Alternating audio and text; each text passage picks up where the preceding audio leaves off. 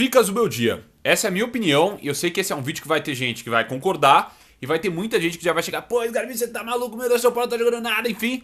Deixa aí nos comentários pra gente debater. E por que eu tô fazendo esse vídeo? O São Paulo jogou muito mal contra o Red Bull Bragantino e de novo trouxe um debate, principalmente na rede social vizinha, de Nelson, meu dia, meu Deus do céu, teve gente falando que ele é nocivo pro São Paulo pro ano que vem, financeiramente, esportivamente. Não, um dos piores treinadores que eu já vi no São Paulo. Tá esse nível de discussão lá. E eu vou trazer nesse vídeo aqui os motivos da minha opinião. Eu acho que os Zubeldia tem que ficar no São Paulo pro ano que vem. E pra mim isso não tinha nem que ser discutido, tá?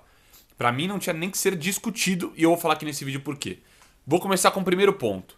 O Zubeldia chegou em São Paulo no finalzinho de abril. Dia 25 de abril foi o primeiro jogo dele como treinador de São Paulo contra o Barcelona de Guayaquil. Faz as contas. Menos de um ano. Ele chegou no quarto, quase quinto mês do ano. É um cara que não teve pré-temporada, não teve tempo pra treinar, ele já pegou uma fogueira logo de cara. Além disso, que é importante também falar, é um cara que não montou elenco, não montou os Zubeldia, não teve a oportunidade de pedir jogadores, pedir contratações pra implementar justamente o estilo de jogo dele, o estilo de jogo que ele gosta. Não teve tempo. É um cara que chegou no São Paulo depois de uma crise, porque o desempenho e o resultado ali com o Carpini não estava rolando. Foi um trabalho fraco do Carpini no São Paulo, na minha opinião. Já falamos sobre isso. Primeiro ponto é esse, na minha opinião. Tá bom? O cara chegou no finalzinho de abril, quase maio, não teve tanto tempo. E no futebol brasileiro a gente sabe como funciona. Se em certo momento o cara para de entregar o resultado esperado, nossa, já cai matando no cara, né? Esse cara não dá pra ser... E é lógico que ele comete erros, tá? Vou falar sobre os erros também. Segundo ponto, aproveitamento. O Zubeldia, dos últimos treinadores de São Paulo, teve, se eu não me engano, de 2019 pra cá, tem o melhor aproveitamento entre os treinadores de São Paulo. A gente para fazer uma análise sobre a temporada no modo geral. Pegou o São Paulo no momento de crise. O São Paulo chegou nas quartas da Libertadores. Foi eliminado pro Botafogo, que é o time que mais investiu esse ano no futebol brasileiro, nos pênaltis, muito por erros individuais, porque o São Paulo jogou bem pra mim o segundo tempo, principalmente daquela partida no Morumbi. No Rio conseguiu empate. A gente viu o Penharol. O Penharol tomou 5 do Botafogo no Rio. É um jogo dificílimo. Então, pra mim, na Libertadores foi detalhe. Foi nos pênaltis. Pênalti perdido o jogo de ida. Gol perdido o jogo de ida. Gol perdido o jogo de volta. Pênalti perdido. Pra mim, ali não é culpa do treinador. Aquela eliminação de São Paulo, que muito provavelmente São Paulo estaria hoje na final da Libertadores, não é a culpa do treinador. Os jogadores erraram. Coisa do futebol. Esse é um ponto importante. Copa do Brasil, aí ok. São Paulo jogou nada ali na partida contra o Galo. O Galo também jogou nada. Jogo difícil. Teve toda a situação lá do esquerdo também que a gente não pode esquecer. Mas é isso. Campeonato Brasileiro, o São Paulo está em sexto. O São Paulo no Campeonato Brasileiro, historicamente, nos últimos anos, quando vai relativamente longe de alguma Copa, ixi, cara, o São Paulo fica brigando para não cair até a última rodada.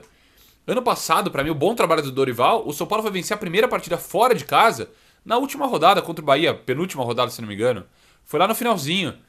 Então são pontos assim que o time tem que se atentar, o torcedor, na minha opinião, tem que se atentar e fazer uma análise além de, pô, o São Paulo tá jogando nada contra o Bragantino, jogou nada contra o Cuiabá. Porque aí depende muito também de desempenho de jogador, que já já praticamente acabou a temporada. Tem tudo isso que rola. Tudo isso. Outra questão muito importante, na minha opinião. Investimento. O São Paulo do G6 só tá atrás do Fortaleza em relação a investimento. Botafogo investiu mais de 300 milhões de reais. Palmeiras, que é o segundo colocado, investiu quase 200 milhões. Flamengo, Fortaleza, na verdade, investiu 54 milhões. Aí, trabalho excepcional do Vojvoda, que tem tempo para trabalhar, um cara que tem muito tempo. Ou as pessoas se esquecem de que o Vojvoda ele chegou a ficar lanterna. Lanterna com Fortaleza no Brasileirão do ano retrasado, se eu não me engano. Ele era lanterna com Fortaleza, uma pressão gigantesca para demitir e a diretoria bancou. De forma corretíssima, ótima diretoria do Fortaleza. Flamengo investiu mais de 200 milhões também, quase 300 milhões. Internacional investiu 97 milhões, quase 100 milhões de reais. São Paulo investiu 79 milhões.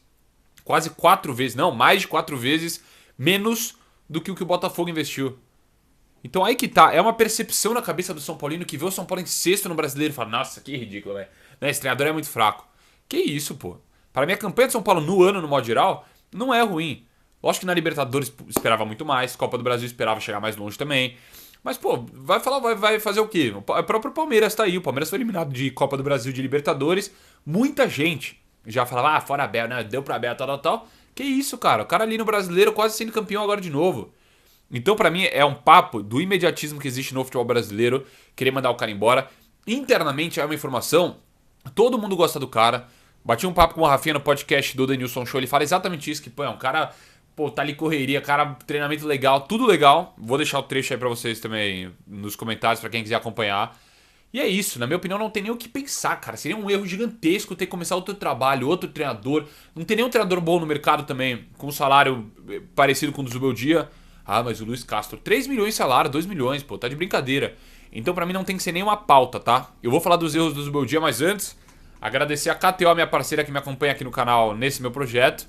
O link tá no primeiro comentário fixado, sempre com muita responsabilidade, hein, pessoal?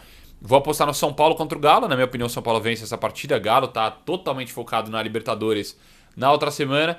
E é isso. Muita responsa e só se você for maior de 18 anos na No The Odds, a KTO. Certo? Erros do Zubeldia agora, na minha opinião. O principal dele é com a base. Porque o William Gomes nada explica, né? Nada explica. Infelizmente não tem mais imprensa no CT pra saber o que acontece. Mas o William Gomes, depois que foi mal na partida contra o Botafogo e realmente foi, não tem mais oportunidade. Isso é um problema gigantesco. Ele jogou contra o Criciúma ou Cuiabá, não lembro agora, mas jogou pouquíssimo. E é uma joia de São Paulo que, financeiramente e esportivamente, vão render frutos pro tricolor. Então, pra mim, aí tá um erro, só que eu não sei o que acontece. Pra mim é muito estranha a situação do William Gomes. Segundo erro é insistir em alguns erros, minha opinião. Pra mim, por exemplo, ele já viu que o Luciano como um 10 não rende. Segue insistindo. Aí tá errado. Esse é meu ponto de vista. E outra situação do Zubeldia também, ele perdeu os dois pilares nessa temporada, tá? O São Paulo jogou praticamente toda a temporada na parte decisiva sem os dois pilares.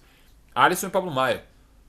Dois jogadores ali que são pilares no meio campo. São Paulo teve, olha o meio campo do São Paulo que tá jogando. Marcos Antônio e Luiz Gustavo. Duas contratações que não estavam no título do ano passado, não são os titulares. Então, pra mim, é um cara que tem que ficar no São Paulo. Essa é a minha opinião. Quero a opinião de vocês aí nos comentários. Quem puder se inscrever, deixar o like, eu agradeço muito. E com respeito, hein, galera. Porque ali no Twitter, meu Jesus, no X, lá, meu, cara, você fala um negócio, todo mundo começa a te xingar. Ah, tô nem aí pra essa galera também amargurada. Fechou? É nóis, fica com Deus, tamo junto.